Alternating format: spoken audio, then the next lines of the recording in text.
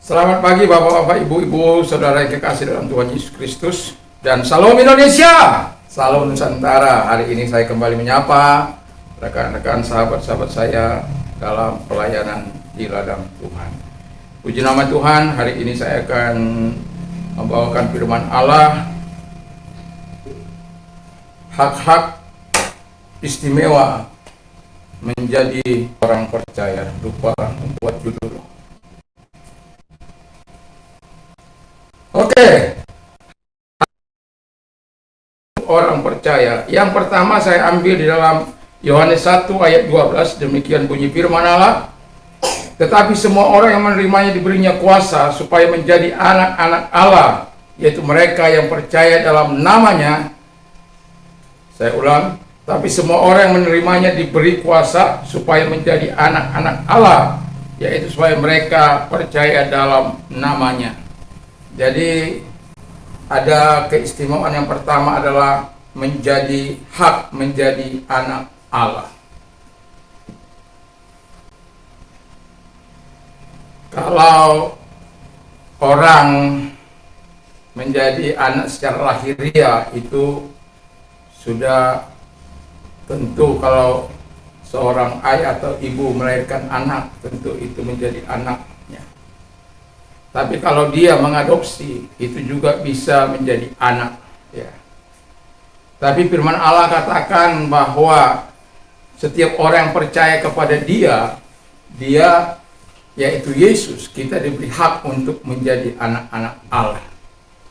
Jadi kalau kita melihat hak, kita akan melihat kata dasar yang atau kata yang disebutkan dalam ayat ini adalah exousian teknateu, ya. Jadi anak-anak Allah, kuasa menjadi anak-anak Allah, hak menjadi anak-anak Allah. Kalau kita lihat kata exousia itu, maka kita akan melihat kepada sebuah kata yang berkata jurisdiction. Jurisdiction itu adalah hak secara hukum. Jadi kalau pengacara itu biarpun dia sudah selesai, tapi kalau dia tidak diberikan hak, ya, untuk beracara, maka dia tidak boleh beracara. Ya, banyak orang ahli hukum tapi tidak punya hak untuk beracara. Tetapi mereka yang punya jurisdiction dari Mahkamah Agung, nah, mereka bisa berhak, ya, untuk melakukan jurisdiction itu. Yang kedua adalah authority. Jadi anak-anak Allah itu punya hak hukum, ya, punya wewenang, ya, punya di mana wewenang untuk kalau kita mengusir setan dalam nama Yesus, kita punya wewenang itu karena kita menjadi anak-anak Allah. Bukan berarti setiap orang yang disebut anak Allah belum tentu dia bisa mengusir setan. Karena apa? Anak Allah yang di sini dikatakan yang sungguh-sungguh mempercayai Yesus sebagai Tuhan dan Juru Selamat dalam kehidupannya. Nah, menjadi otoritas. Jadi ada otoritas yang diberikan Tuhan kepada anak-anaknya untuk mengalahkan segala pekerjaan si jahat. Karena perjuangan kita bukan melawan darah dan daging, tapi melawan pemerintah, penguasa-penguasa, penghulu-penghulu dunia yang gelap. Ya, itu. Yang ke bagian lain, liberty, adalah kemerdekaan. Kemerdekaan dari mana? Kemerdekaan dari dosa. Jadi kalau ada anak-anak Allah masih hidup dalam dosa, masih hidup dalam keinginan daging, masih hidup dalam hawa nafsu, itu sesuatu yang seharusnya tidak perlu terjadi. Karena kita punya wewenang, punya kemerdekaan yang sudah diberikan oleh Tuhan. Kita punya jurisdiction yang mampu untuk mengalahkan segala perbuatan-perbuatan tipu muslihat dari si setan tersebut. Jadi kita sebagai orang yang percaya, banggalah memiliki hak istimewa dari Tuhan untuk kita orang-orang percaya. Lalu kemudian ada power, ada kuasa. Jadi kalau sebagai orang percaya, ya, dikatakan kita menjadi anak Allah, kuasa Allah itu juga mengalir dalam kehidupan kita. Ya, kuasa yang supranatural. Kita memang tidak ada apa-apanya, tapi kita bersama dengan Allah, kita mampu mendemonstrasikan kuasa Allah itu di dalam kehidupan kita. Dan yang juga saya tidak akan panjang-panjang di situ karena saya sedang mengupas untuk menjadi hak istimewa dari Tuhan untuk orang percaya. Lalu kemudian right, hak itu atau keadilan itu. Lalu kemudian strength, ada kekuatan di dalam Tuhan. Ketika kita dalam dunia ini mengalami masalah, mengalami kesulitan, mengalami bentrokan, maka Tuhan bisa menolong kita melalui kekuatannya. Makanya Daud, pemazmur bilang adalah Daud katakan, si Paulus bilang bahwa segala perkara dapat kutanggung di dalam Dia yang berikan kekuatan kepadaku. Kalau kita mengaku kepada Yesus, kita menjadi anak Allah, maka kita juga berhak mendapat kekuatan dari Tuhan. Yang kedua adalah hak istimewa menjadi murid Kristus. Coba saya baca dalam Yohanes 8 ayat 31, demikian bunyi firman Allah.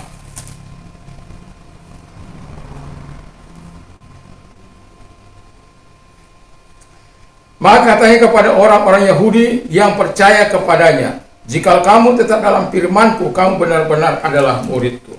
Jadi Yesus pernah mengatakan dalam amanat agung, jadikanlah semua bangsa murid-Ku. Jadi kalau Tuhan mengatakan jadikanlah sebuah bangsa murid-Ku, dan ayat ini kita mendengar dari Yesus bahwa jikalau kamu tetap dalam firman-Ku, kamu benar-benar adalah murid-Ku. Jadi murid itu adalah yang mendengarkan perintah Tuhan, yang melakukan dalam kehidupannya dengan penuh ketaatan.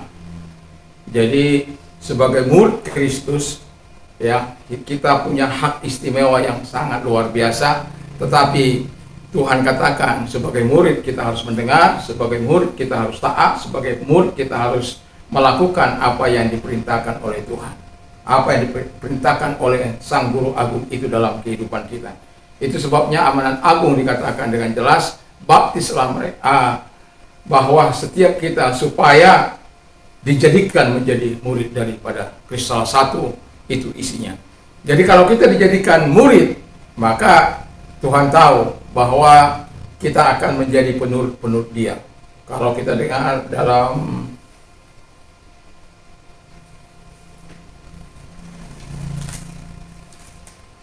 Yohanes 14 ya, bagaimana kita mendengarkan Dia. Ya. Jadi kalau kita mendengarkan Dia, kita akan mentaati Dia. Lalu kemudian menjadi murid itu memang tidak gampang. Harus siap sedia terus belajar, terus siap melakukan apa yang diperintahkan oleh Tuhan, harus terus siap belajar tentang firman Allah dalam kehidupan kita. Ada banyak orang mengatakan saya murid Kristus, tapi firman Allah pun tidak ada yang dihafalnya, tidak ada yang diketat. Aduh, haleluya. Saya selama di Sumatera itu ada sakit beberapa hari, ya, itu menghambat aktivitas. Lalu kemudian, tapi kan saya itu biarpun sakit, makan saya tetap kuat, ya. Jadi tambah 10 kilo. Jalan 10 kilo itu kemudian 3 hari yang lalu, mulai dari 3 hari yang lalu saya sudah makan satu hari. Tadi pagi saya sudah timbang itu 93 ya. Jadi itu agak sedikit linglung.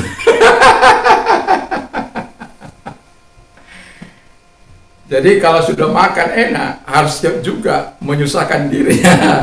Jangan makan enak terus makan enak, lupa ya menjaga keseimbangan. Ya. Jadi saya mulai 3 hari yang lalu mulai menjaga itu. Saya sudah katakan, Tuhan, saya belum bisa puasa penuh ya, karena itu tidak mudah untuk langsung gitu ya. Tapi saya mulai hari pertama masih minum, hari kedua masih minum, hari ketiga masih minum, tapi sudah sekali gitu. Dan hari ini saya tidak puasa, ya hari ini. Jadi kita sebagai orang murid, kita harus belajar. Kalau murid dikatakan oleh Tuhan, sebagai murid Tuhan, kita belajar berpuasa, kita harus belajar berpuasa.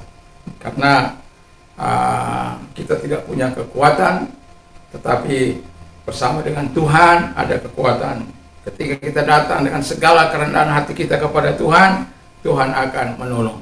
Jadi selama saya ada di sana 2 pagi masih tetap terus berjalan. Kadang-kala saya sudah bangun jam 3, ya. Kalau di Sumatera itu jam 3.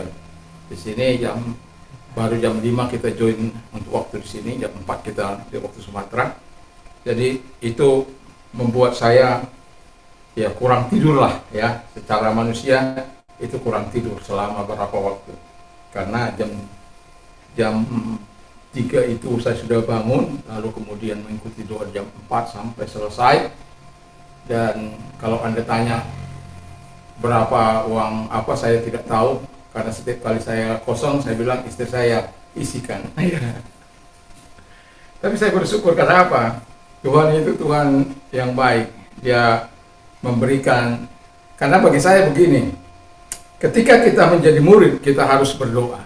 Ketika menjadi murid kita harus taat terhadap firman Allah.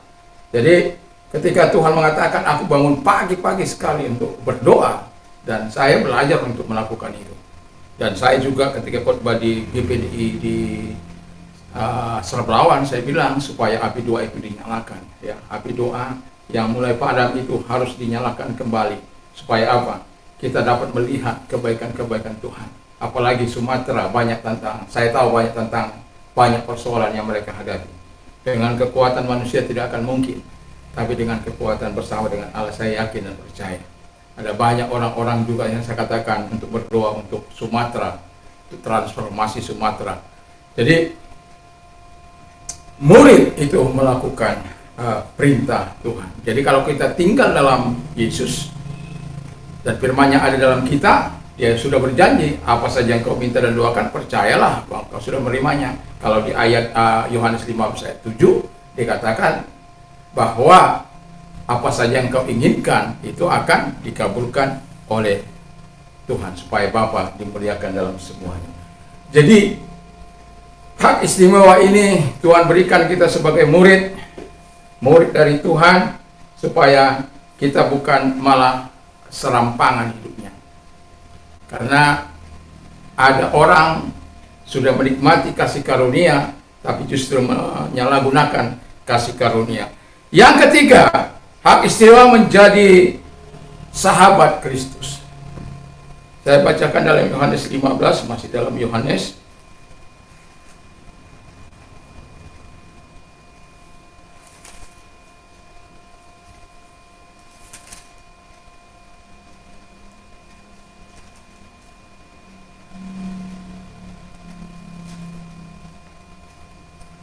Yohanes 15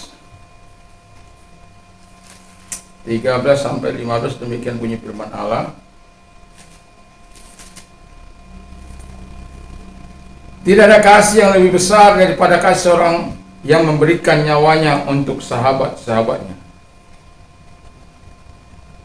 Kamu adalah sahabatku jikalau kamu berbuat apa yang kuperintahkan kepadamu. Aku tidak menyebut kamu lagi hamba, sebab hamba tidak tahu apa yang diperbuat oleh tuannya. Tapi aku akan menyebut kamu sahabat, karena aku telah memberitahukan kepadamu segala sesuatu yang kudengar dari Bapakku. Jadi ayat 14 intinya, kamu adalah sahabatku jikalau kamu berbuat apa yang kuperintahkan kepadamu. Jadi tidak jauh berbeda antara sahabat yang melakukan firman Allah atau tinggal dalam firman Allah lalu kemudian menjadi sahabat, itu menjadi orang yang melakukan perintah sahabatnya. Tadi saya kedatangan sahabat saya, udah lama sebenarnya tidak ada kontak, ya, sejak di Abah. Tapi tadi saya lihat, saya pikir ini istrimu ya? Ini anak saya. Oh hebat, coba anakmu ini udah SMA, saya jodohkan sama anak saya gitu.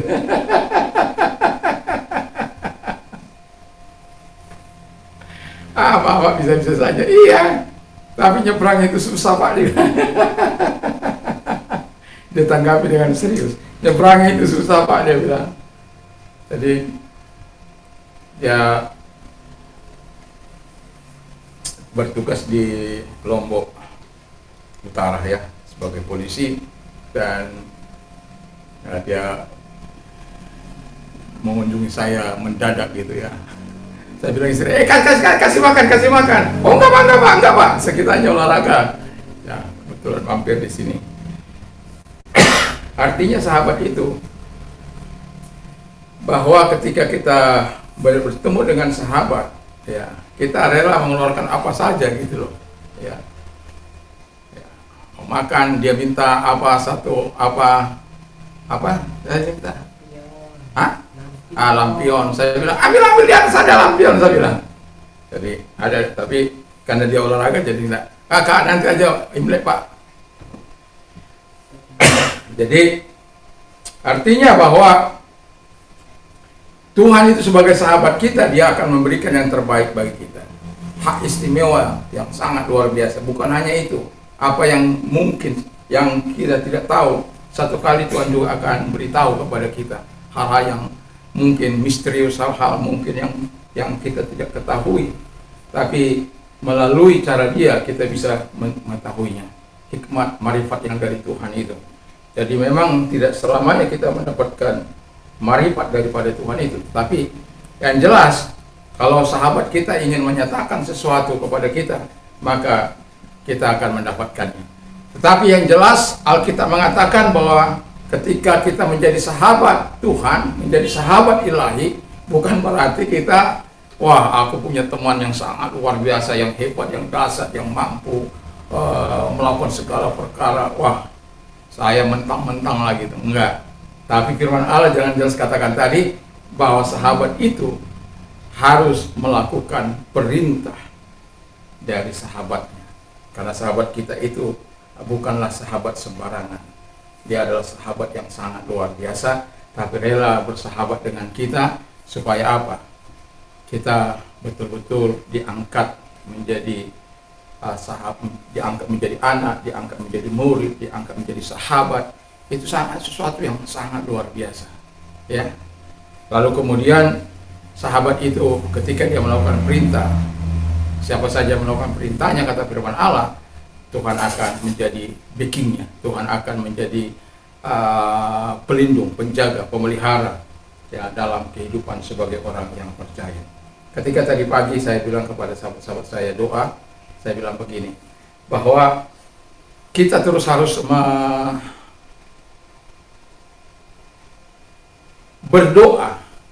Bagaimanapun situasi kondisi kita harus terus berdoa supaya api doa ini bisa menyala di gereja Pantekosta, bahkan di seluruh dunia, ya, Indonesia, bahkan seluruh dunia.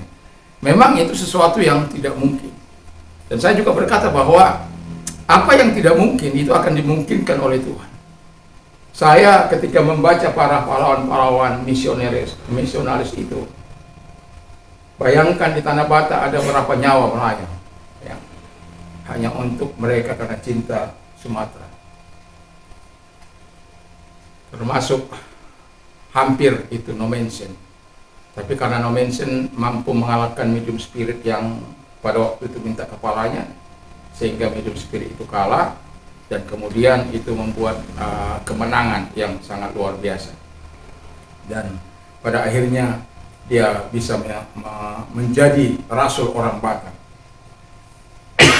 Ya, ketika orang-orang yang percaya diusir dari kampung halamannya, dia membentuk sebuah sebuah daerah yang nama Huta Damai. Jadi masih ada sampai sekarang di Tarutung itu. Dan ketika dia melihat dari sebuah gunung di atas, saya kurang tahu apa namanya, kalau nggak salah di atas Barita, atau saya kurang mengerti. Karena saya sudah lupa. Sebenarnya saya diajak untuk ke situ yang baru ini, tapi saya katakan saya sudah ke situ. Lalu kemudian karena tugas saya bukan mau melancong, tugas saya itu ada di menemani kakak saya selama ada di sana. Jadi Eh, saya merasakan bahwa ketika ada berdoa di atas bukit salib itu, dari situ dia memandang sebuah daerah yang luas, bahwa di sini akan berdiri sekolah, gereja, dan lain sebagainya dalam visinya. Dan saya bisa melihat, kalau saya lihat masjid di sini masih sedikit, ya. Tapi kalau di sana itu rapat, ya, cukup rapat. Bukan hanya HKBP, tapi gereja-gereja yang lain juga, ya. Jadi ya yang besar itu HKBP udah pasti, karena disitulah asal muasalnya dari HKBP itu di Tarutung. Nah, jadi kita menjadi sahabat Tuhan, kita menjadi sahabat orang berpangkat mungkin sudah ya bangga, tapi pernahkah kita sadari bahwa kita menjadi sahabat Allah bagi hidup kita? Bukan kita yang mengatakan, tapi Alkitab mengatakan, mari kita hidup sebagai sahabat Allah dengan jalan mentaati firman Allah. Jadi hak-hak istimewa ini sebagai anak Allah, sebagai murid, sebagai sahabat, mari kita terus pertahankan dalam kehidupan kita. Yang keempat, kata firman Allah, hak istimewa menjadi kawan sekerja Allah. 1 Korintus 3 ayat 9. Menjadi teman sekerja Allah.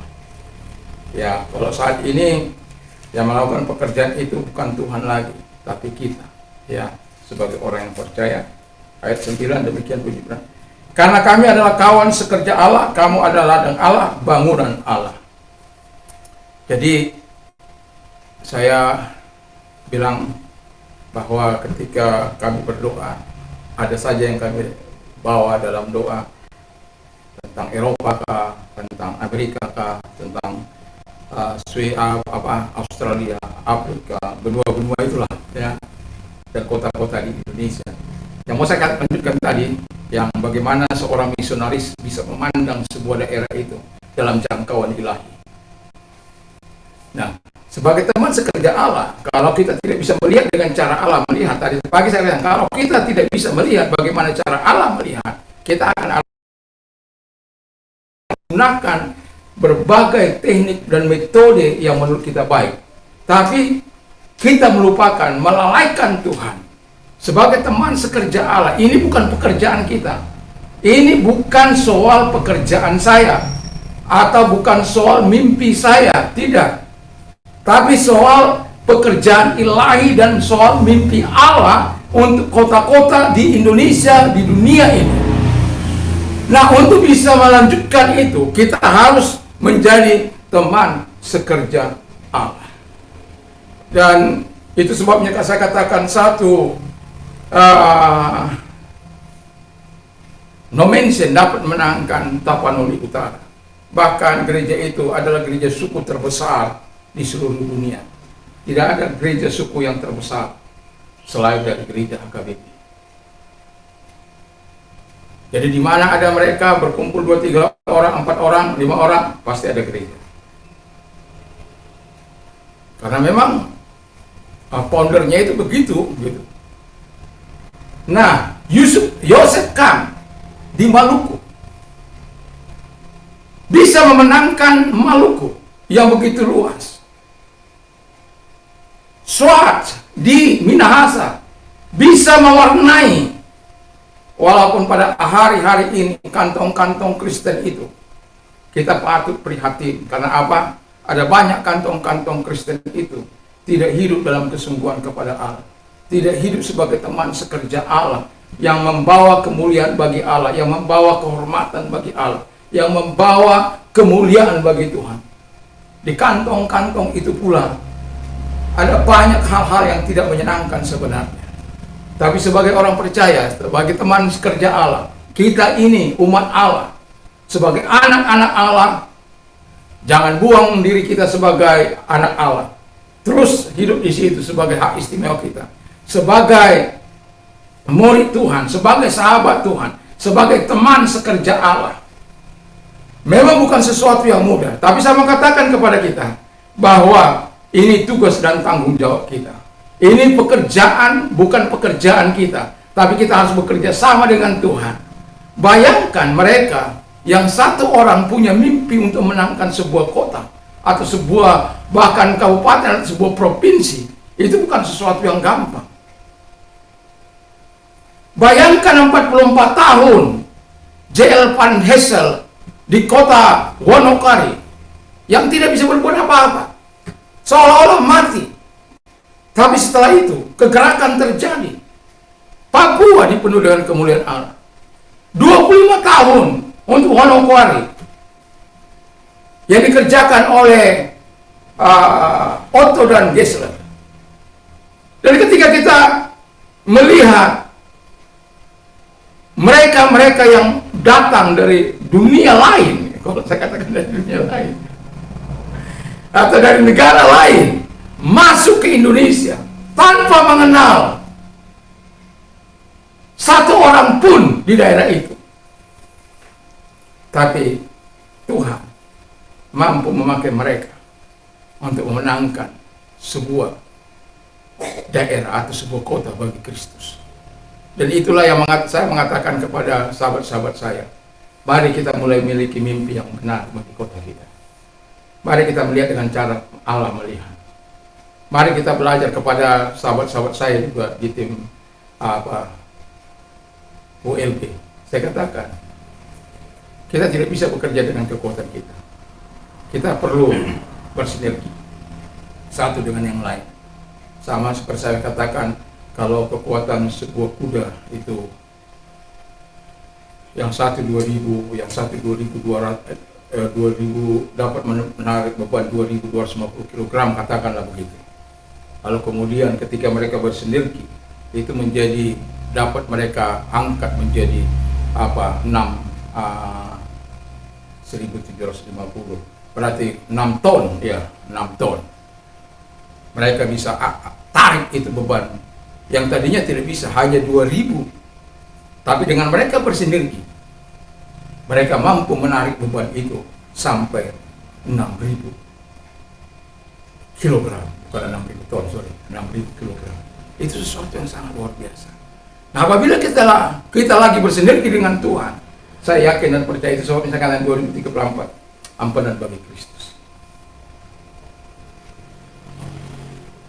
Dalam doa saya kepada Tuhan, Kau berikan aku teman sahabat, orang-orang yang mengerti akan hati Tuhan.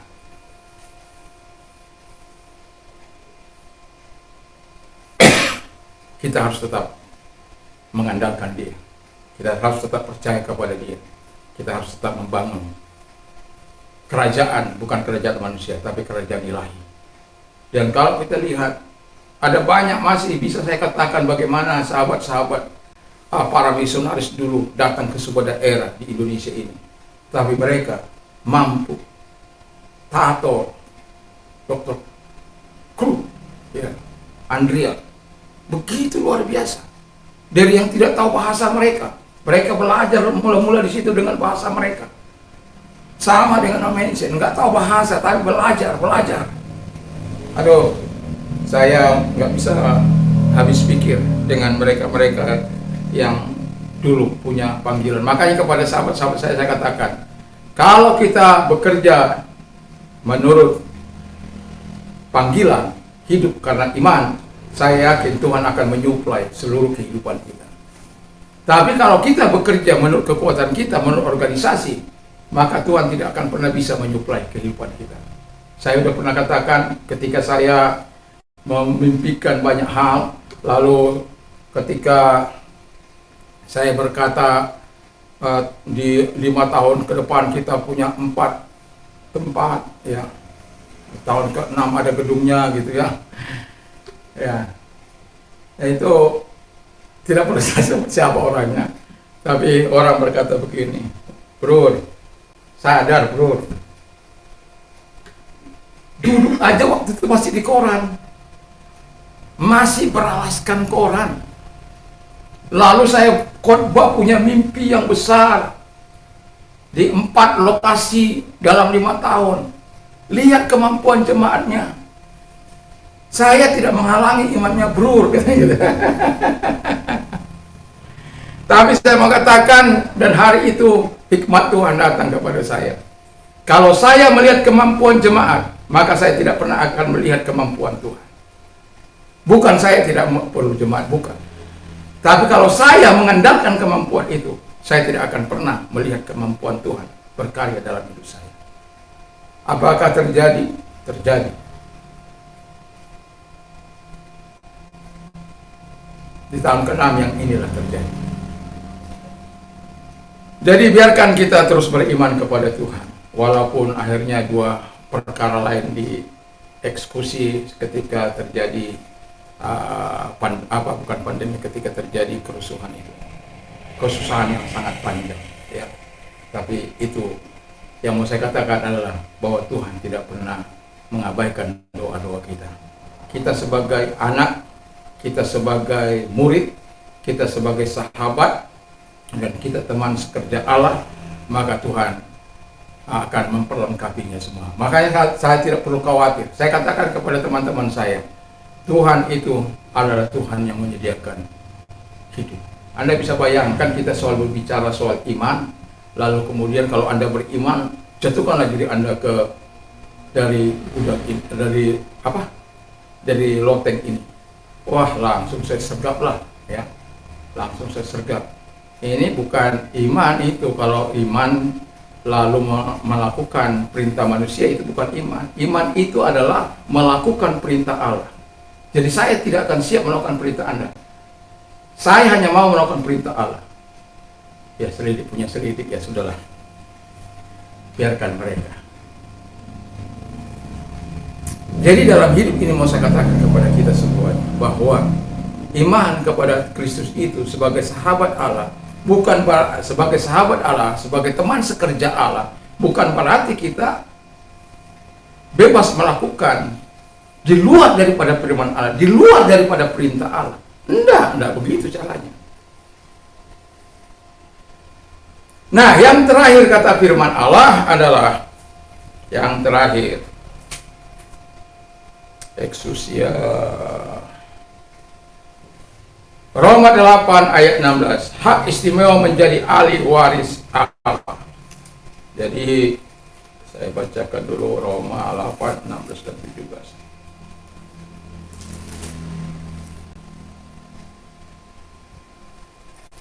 Ini kalau anak sebagai pewaris, ya, nanti misalnya saya tidak ada apa yang, makanya saya bilang begini sama anak-anak saya.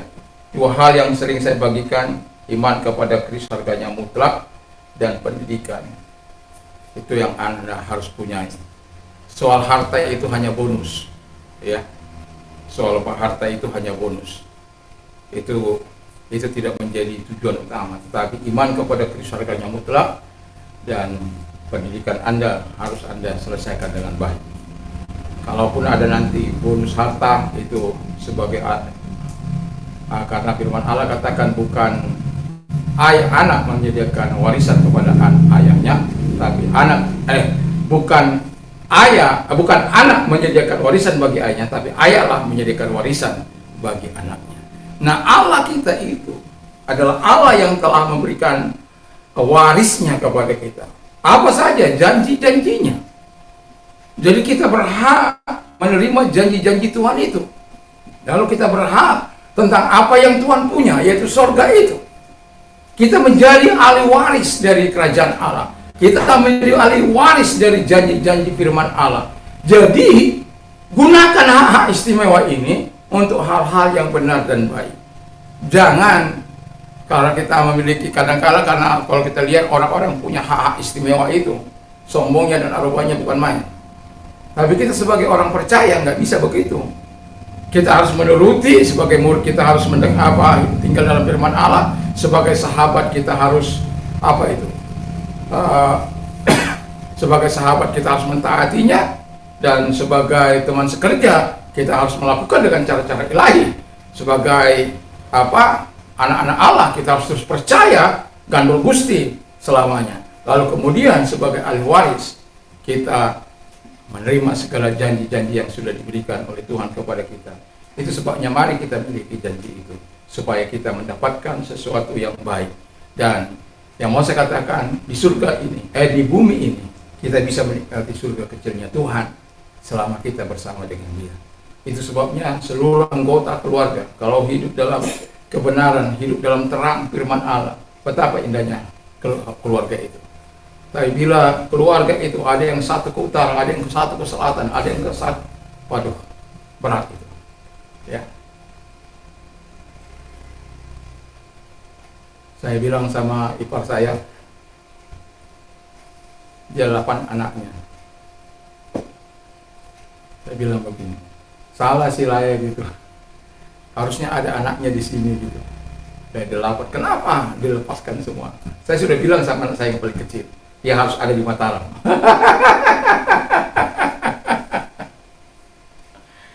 Ya.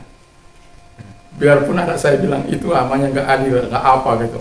Karena kita sudah tahu kemampuannya. Dan saya juga melihat kakak abang saya kayak gitu ya, masih ada di kampung. Artinya gini, yang mau saya katakan bahwa sadar atau tidak sadar, siapapun itu kalau sudah tua, dia perlu sahabat, perlu teman untuk sekedar memberikan dorongan, motivasi, atau ketika dia lemah, ketika dia sakit, nggak bisa melakukannya lagi, perlu ada orang-orang yang terdekat, orang-orang yang mengasihi, yaitu adalah anak-anaknya. Itu sebabnya saya katakan, mari gunakan itu semuanya.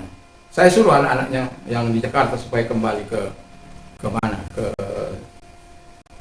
kampung, supaya mereka ya setidak-tidaknya memperdulikan, karena saya itu juga sudah tua gitu. Tapi ya begitulah ya. Kadangkala lupa mempersiapkan anak harus kemana.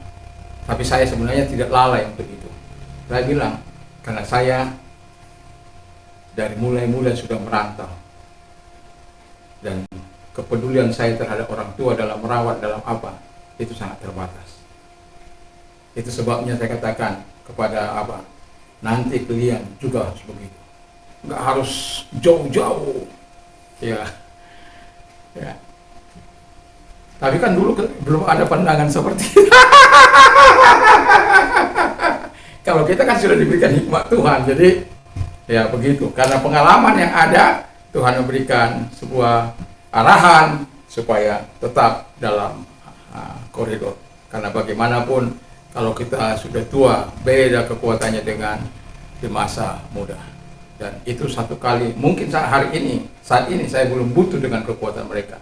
Tapi kalau saya membungkuk, kalau saya badan saya, ise mahamu, kata orang Batak, ise mahamu na olo mantongani au. Ya, gitu. Siapalah kamu yang ingin susah payah menemani saya di masa tua. Saya tidak tahu, walaupun saya minta 120 tahun. Tapi kalau Tuhan mengatakan terlalu banyak itu sih, karena kakak saya itu 77 tahun ya hitung berapa usiamu? 68 bang, ya hitung 22 tahun kan, selisihnya 22 tahun soalnya. Oh betul haleluya, puji Tuhan ya. Jadi kita sebagai orang percaya, mari kita gunakan hak-hak istimewa dari Tuhan untuk orang-orang percaya. Hak-hak istimewa dari Tuhan untuk orang percaya ada 5 tadi, yaitu yang pertama, yaitu hak menjadi anak-anak Allah supaya kita terus percaya.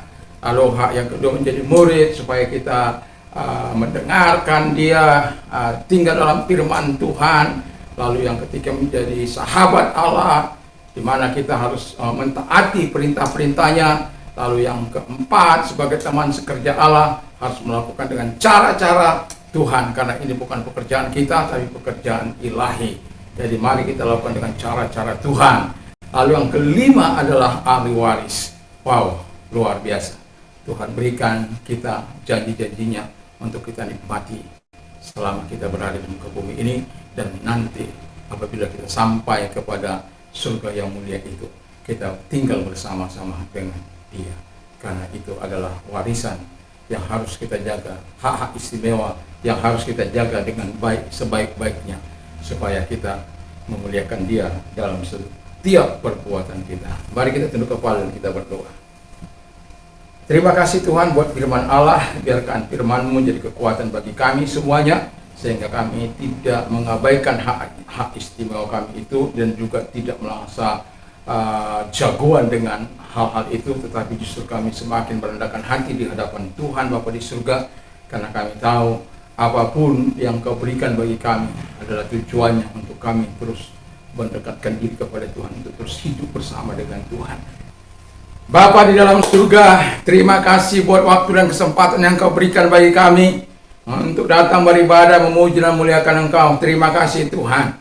Dan kami berdoa kiranya Tuhan Bapa di surga menyatakan kasih karunia-Mu, pertolongan-Mu bagi kami semuanya, sehingga kami terus hidup setaut dengan firman-Mu Tuhan, menggunakan hak istimewa itu sebagai anak Allah. Kami percaya kepada Tuhan, sebagai sahabat Tuhan kami mentaati firman-Mu, sebagai murid kami tinggal dalam firman-Mu, dan sebagai teman sekerja Tuhan mau kami hidup untuk melakukan dan cara-cara Tuhan, dan sebagai teman pewaris kami sebagai pewaris kerajaan-Mu Tuhan, dan berhak mewarisi segala janji-janji-Mu dan surga-Mu yang mulia itu. Terima kasih Bapa di surga, biarkan kami terus hidup menurut kehendak Bapa di surga. Dan kami juga sudah memberikan persembahan Tuhan, setiap persembahan yang sudah kami berikan boleh dipergunakan untuk pekerjaan pusat Tuhan Bapa di surga. Tuhan tolong semuanya sehingga nama Tuhan dipuji dan dimuliakan. Kami juga berdoa buat sahabat rekan-rekan kami dimanapun mereka melayani. Tuhan berkati pemimpin bangsa kami, Tuhan tolong sehingga terus diberikan kekuatan kesehatan daripada Tuhan. Dan walaupun harga minyak telah naik Bapa di surga, supaya ini tidak menjadi imbas dalam kekalutan di bangsa ini, tetapi kami boleh terus berdoa sehingga roda perekonomian kami di bangsa ini boleh berjalan dengan baik, sehingga anak bangsa semuanya boleh terjamin kehidupan mereka. Bapa di surga, kami mohon kepada Tuhan, biarkan Tuhan terus memberkati Indonesia, memberkati para pemimpin kami baik di pusat maupun daerah. Terima kasih pemimpin gereja juga kami serahkan dalam tangan Tuhan. Tuhan memberkati Bapa di surga. Kami doakan agar Tuhan Allah menolong dan memberkati. Kami juga berdoa Tuhan bagi pemimpin gereja dimanapun Tuhan memberkati.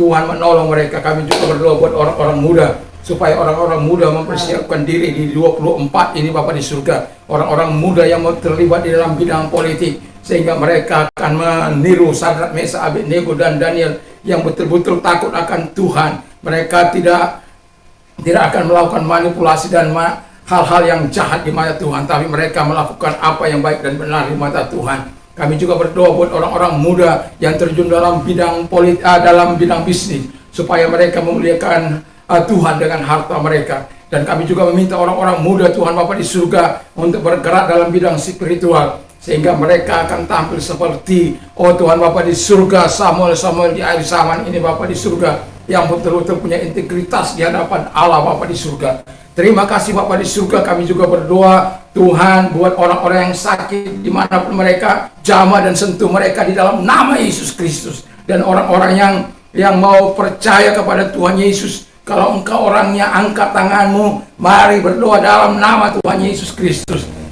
Ikuti doa saya. Dalam nama Tuhan Yesus, saya sadar saya orang berdosa, saya butuh Tuhan, saya mengaku segala dosa dan kejahatan yang pernah aku lakukan. Terima kasih Tuhan, saat ini aku mengundang Engkau masuk dalam hatiku. Jadilah Tuhan, jadilah Raja dalam kehidupanku. Terima kasih, aku percaya kepadamu Tuhan, aku mendapatkan kehidupan kekal dari Tuhan. Terima kasih dalam nama Yesus. Bagi Anda yang mau menerima Tuhan, mengalami transformasi dalam kehidupan, hari taruh tanganmu di dada. Tuhan melihat tangan-tangan mereka yang mereka taruh di dada Bapa di surga. Datanglah kepada mereka sama seperti Engkau datang Bapa di surga kepada Tuhan Saulus, dan Engkau mengubahnya menjadi alat di tangan Tuhan, dan begitu luar biasa. Dan Tuhan, Engkau mampu mengubah setiap orang di hadapan-Mu Bapa di surga, sehingga kami menjadi ciptaan baru. Yang lama sudah berlalu, sesungguhnya yang baru sudah datang. Terima kasih Bapa di surga. Kami sungguh bersyukur, kami berterima kasih. Mereka yang memiliki masalah Tuhan Bapa di surga, Engkau berkata, "Marilah kepadaku, hai kamu yang letih sudah beban berat, aku akan memberikan kelegaan bagimu." Tuhan Bapa di surga, Tuhan tolong, karena kami tahu Yesus adalah jawaban dalam setiap permasalahan kami. Engkau membela mereka, Engkau menolong mereka apapun yang menjadi masalah mereka, masalah rumah tangga, masalah utang piutang dan lain sebagainya. Tuhan yang menolong mereka. Terima kasih sehingga diberikan kemuliaan bagi Bapa di surga. Karena Engkau telah berjanji, setiap kami yang berseru kepada Tuhan, yang mengasihi dan mencintai, mengenal Engkau, maka Tuhan akan menjawab doa-doa kami. Bahkan bukan hanya itu, ketika kami belum pun Tuhan jawab, Tuhan menyertai kami dalam kesesakan kami. Dan yang jelas dan pasti, Tuhan akan melepaskan kami. Dan Alkitab mengatakan, bahkan memuliakan kami. Terima kasih Bapa di surga. Itulah yang terdapat dalam Mazmur 19 ayat 14 ayat 16. Terima kasih, kami bersyukur dalam nama Yesus Kristus. Sekarang pulanglah dengan membawa damai sejahtera daripada Tuhan Yesus Kristus. Kecintaan Bapa dalam surga, persekutuan kuat kuasa Roh Kudus menyertai mulai saat ini sampai pada dalam Haleluya. Amin. Tuhan memberkati.